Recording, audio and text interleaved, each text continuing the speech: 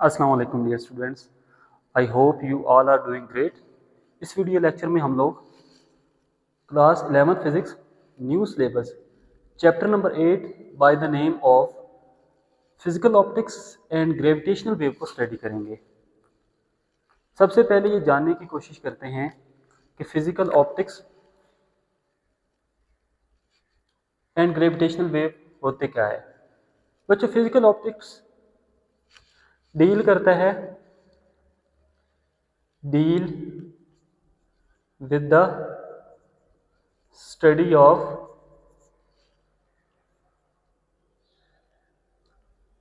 wave nature of light। Means physical optics में हम लोग लाइट की वेव नेचर को स्टडी करते हैं और इसके concept interference of light,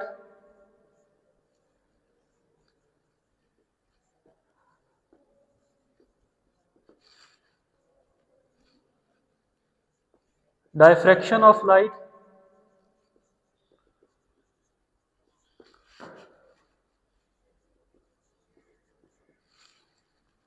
and polarization of light. ये phenomenons interference of light, diffraction of light, polarization of light, light की वेव नेचर को एक्सप्लेन करते हैं।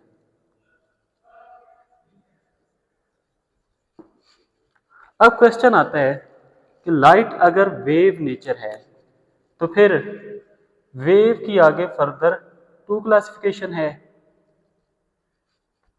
लॉन्गिट्यूडनल वेव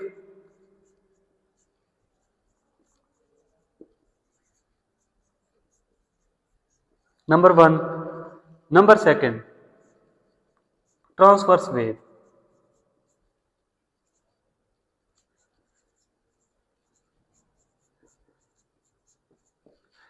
अब क्वेश्चन है कि क्या लाइट लॉन्गिट्यूडनल वेव में आती है या ट्रांसवर्स वेव में आती है। इस एम्बिग्विटी को सॉल्व करने के लिए पोलराइजेशन ऑफ लाइट हमें बताती है कि लाइट ट्रांसवर्स वेव के साथ बिलोंग करती है। तो इससे प्रीवियस इंटरफेरेंस ऑफ लाइट आप लोग इससे प्रीवियस चैप्टर में कॉन्सेप्ट पढ़ चुके हैं। डायफ्रैक्शन ऑफ लाइट के भी प्रीवियस क्लासेस में कॉन्सेप्ट पढ़ चुके हैं। फर्स्ट ईयर में जो न्यू कॉन्सेप्ट है वो आपके पास है पोलराइजेशन ऑफ लाइट। और पोलराइजेशन ऑफ लाइट किसको एक्सप्लेन करता है? Transverse wave nature of light को। अब इससे पहले प्रीवियस कॉन्सेप्ट को एक्सप्लेन करते हैं कि लॉन्गिट्यूडनल वेव क्या होता है और ट्रांसवर्स वेव क्या होता है।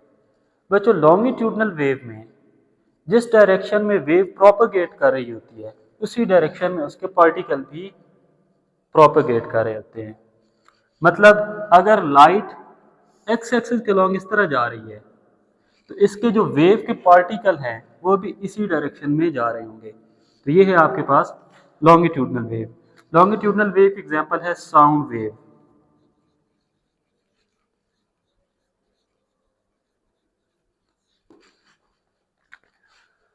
वेव के पार्टिकल भी इसी डायरेक्शन में जाएं जिस डायरेक्शन में वेव मूव कर रही है। जैसे मैं बोल रहा हूं तो एयर के जो पार्टिकल है वो भी आगे की तरफ जा रहे हैं, उन पे प्रेशर लग रहा है और वेव साउंड वेव भी इसी डायरेक्शन में आगे प्रोपेगेट कर रही है। तो ये होगी longitudinal wave. What about transverse wave? Transverse wave में बच्चों इसके ऑपोजिट कहानी होगी कि अगर वेव इस डायरेक्शन में जा रही है, एक्स एक्सिस डायरेक्शन में जा रही है, तो आपके पास जो वेव के पार्टिकल होंगे वो परपेंडिकुलर डायरेक्शन में मूव करेंगे। जैसे ये आपके पास है, ये है पार्टिकल प्रोपेगेट करेंगे किस डायरेक्शन में? अपवर्ड डायरेक्शन में और डाउनवर्ड डायरेक्शन में, और वेव आगे की तरफ जा रही है। मतलब वेव कि पार्टिकल ऐसे अपवर्ड एंड डाउनवर्ड मूव करेंगे और वेव आगे की तरफ जाए, तो ये होगा आपके पास transverse wave nature. Perpendicularly wave के पार्टिकल मूव करेंगे due to the propagation of light wave, तो ये आपके पास ट्रांसवर्स नेचर होगा। अब इसमें जो न्यू कॉन्सेप्ट है polarization of light, polarization of light को स्टडी करते हैं कि पोलराइजेशन ऑफ लाइट होता क्या है।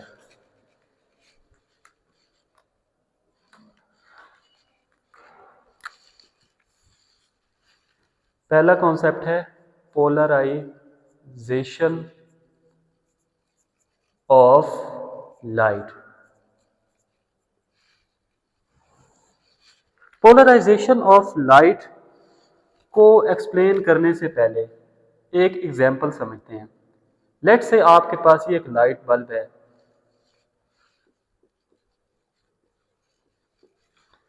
और ये जो लाइट बल्ब है इसकी रोशनी हर तरफ फैल रही है, इस डायरेक्शन में भी, इस डायरेक्शन में भी, इस डायरेक्शन में भी, इस डायरेक्शन में भी, इस डायरेक्शन में भी, हर तरफ लाइट की रोशनी है। तो ये देखें तो आपके पास जो लाइट की वेव है, क्योंकि हम वेव कैरेक्टर पढ़ रहे हैं फिजिकल ऑप्टिक्स में, तो क्या है, स्प्रेड इन ऑल डायरेक्शन। अगर किसी तरीके के साथ लाइट की जो ये वेव है, वेव वेक्टर है, लेट्स से सिर्फ एक ही डायरेक्शन में कन्फाइन हो जाए, ये दो एक्सिस हैं, एक्स एक्सिस, वाई एक्सिस। अगर लाइट का जो वेव वेक्टर है, इससे पहले आपको पता होना चाहिए बच्चों कि आपके पास जो लाइट वेव है वो आपके पास इलेक्ट्रोमैग्नेटिक नेचर है, इलेक्ट्रोमैग्नेटिक वेव है। इलेक्ट्रोमैग्नेटिक वेव के दो वेव वेक्टर हैं, सारी बात इसकी डायरेक्शन है तो दो वेव वेक्टर है, एक होगा electric field vector just for the sake of simplicity, और दूसरा होगा मैग्नेटिक फील्ड वेक्टर। अगर बच्चों इसके लाइट के जो इलेक्ट्रिक फील्ड वेक्टर है वो सिर्फ एक ही डायरेक्शन में कन्फाइन हो जाए, सिर्फ वाई एक्सिस के अलोंग ही कन्फाइन हो जाए, तो ये जो कॉन्सेप्ट है ये बनाता है polarization, polarization of light wave. Means light तमाम डायरेक्शन में स्प्रेड करने की बजाय सिर्फ एक स्पेसिफिक एक्सिस की अलोंग रिस्ट्रिक्ट हो जाए, अलाइन हो जाए, तो उसको बोलते हैं पोलराइजेशन ऑफ लाइट। इसकी डेफिनेशन क्या होगी, एक लाइन में आपके पास डेफिनेशन है, confinement of light wave in single plane of vibration। Confinement का मतलब होता है रिस्ट्रिक्ट होना, कैद होना, लाइट वेव का सिंगल प्लेन ऑफ वाइब्रेशन, एक ही प्लेन। ये देखिए आपके पास वाई एक्सिस है, ये एक्स एक्सिस का प्लेन है, इधर लाइट सिर्फ रिस्ट्रिक्ट हो गई एक वाई एक्सिस के प्लेन में। जितने भी इलेक्ट्रिक फील्ड वेक्टर हैं वो सारे अगर वाई एक्सिस के अलोंग रिस्ट्रिक्ट हो जाएं प्लेन में, तो ये जो लाइट की प्रॉपर्टी है ये बताती है polarization of light. Polarization of light कह सकते हैं या कह सकते हैं कि light is said to be polarized, कि हमारे पास जो लाइट है बच्चों वो अनपोलराइज्ड लाइट से पोलराइज्ड हो गई है। इधर ये सारे डायरेक्शन में लाइट कि जो आपके पास इलेक्ट्रिक फील्ड वेक्टर है वो स्प्रेड कर रहे थे हर डायरेक्शन में, तो उसको बोलते हैं अनपोलराइज्ड लाइट। अनपोलराइज्ड लाइट, ये आपके पास बच्चों होगी अनपोलराइज्ड लाइट। बल्ब से जो रोशनी आ रही है वो है अनपोलराइज्ड लाइट, हर डायरेक्शन में स्प्रेड करती है। सूरज से जो हम तक रोशनी आ रही है वो है अनपोलराइज्ड लाइट। इसको पोलराइज बनाया जा सकता है। अब किस तरह उसको पोलराइज बनाया जा सकता है वो देख लेते हैं।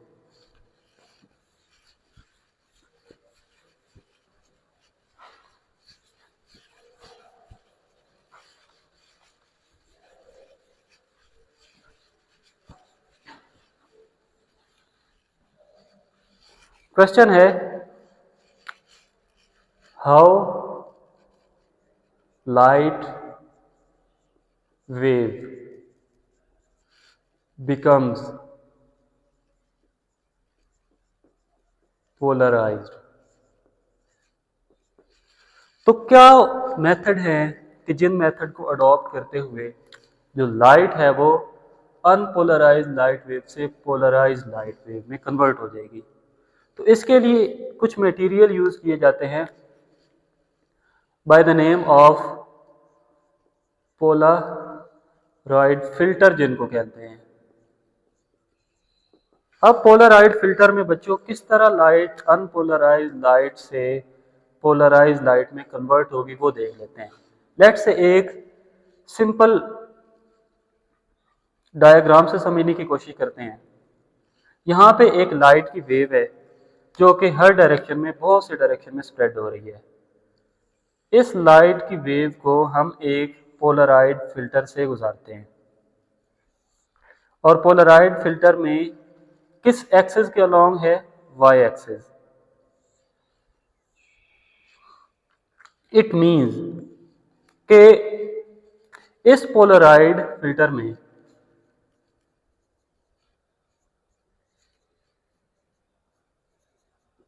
सिर्फ एक डायरेक्शन से ये जितनी लाइट है, ये एक्स डायरेक्शन में भी स्प्रेड हुई है, वाई डायरेक्शन में भी, बहुत से डायरेक्शन में स्प्रेड हुई है। तो सिर्फ वाई एक्सिस का जो इसका इलेक्ट्रिक फील्ड कंपोनेंट है वो पास करेगा, बाकी जितने भी कंपोनेंट है वो इस पोलराइड फिल्टर से पास नहीं कर सकेंगे। मतलब इस पोलराइड फिल्टर का काम ये है कि ये जितने बाकी इलेक्ट्रिक फील्ड की कंपोनेंट है उसको ब्लॉक कर देगा, सिर्फ उस कंपोनेंट को अपने से पास करने देगा जो कि इसके पैरेलल होंगे।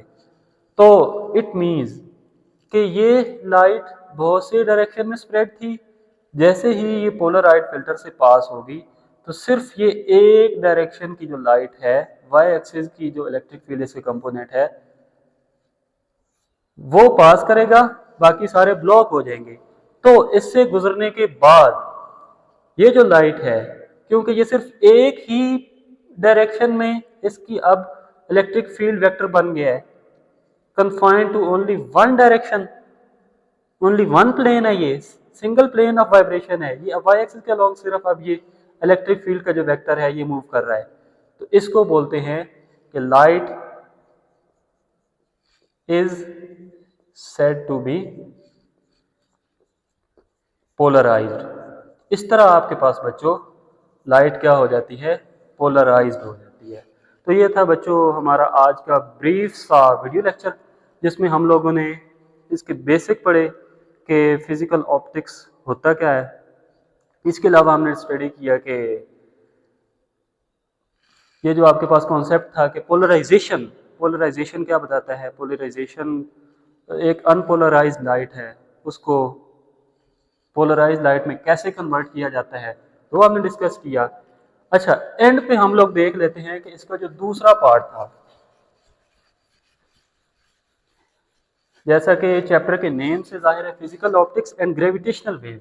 तो ग्रेविटेशनल वेव को थोड़ा सा देख लेते हैं कि ग्रेविटेशनल वेव होती क्या है, ताकि हमें ये पता चल सके कि इस चैप्टर में हम लोगों ने एक्चुअल में किन किन टॉपिक्स को स्टडी करना है। एक तो ये सारी फिजिकल ऑप्टिक्स भी होंगी, इसकी आगे प्रॉपर्टीज होंगी, देन आ जाएगा ग्रेविटेशनल वेव। ग्रेविटेशनल वेव पहले सबसे पहले है कि ये बनती कैसे है, वेव फॉर्म्ड कैसे होती हैं। जाहिर बात है वेव कैसे प्रोड्यूस होती है। अगर आपको मैं सिंपल एग्जांपल दूं तो एक तालाब में पत्थर फेंकें तो क्या होता है, रिपल्स प्रोड्यूस होती हैं, और इन रिपल्स की वजह से हम कहते हैं कि वाटर वेव को प्रोड्यूस हो गई हैं।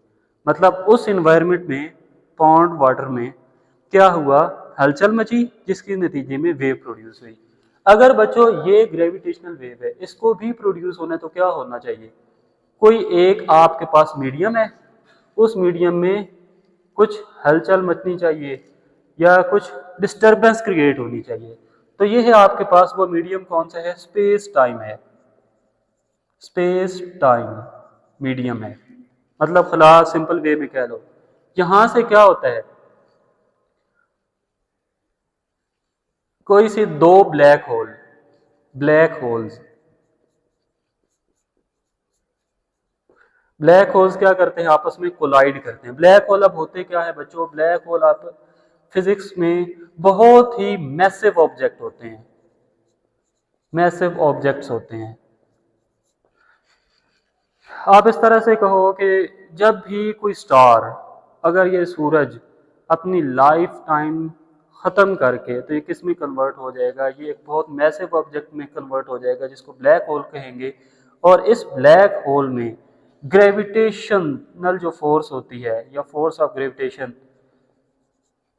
वो इनफाइनाइट होती है, बहुत ज़्यादा होती है। और इवन इतनी ज़्यादा होती है कि क्या करती है, ये लाइट भी इससे पास नहीं हो सकती, लाइट भी can not be pass from this. तो ये एक ब्रीफ सा कॉन्सेप्ट था, आगे आप जब हम इस चैप्टर को स्टडी करेंगे तो फिर एक्सप्लेन में कर दूंगा।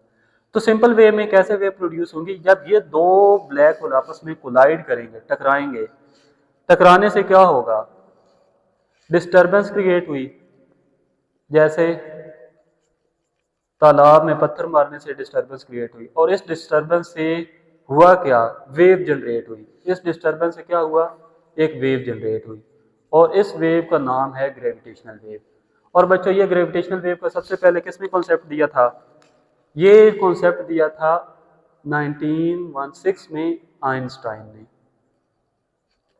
आइंस्टाइन ने सबसे पहले ग्रेविटेशनल वेव का कॉन्सेप्ट दिया था। So it was all about today's lecture. अगर बच्चों वीडियो अच्छी लगे तो don't forget to subscribe our channel. Thank you very much for your concentration. अल्लाह हाफिज़।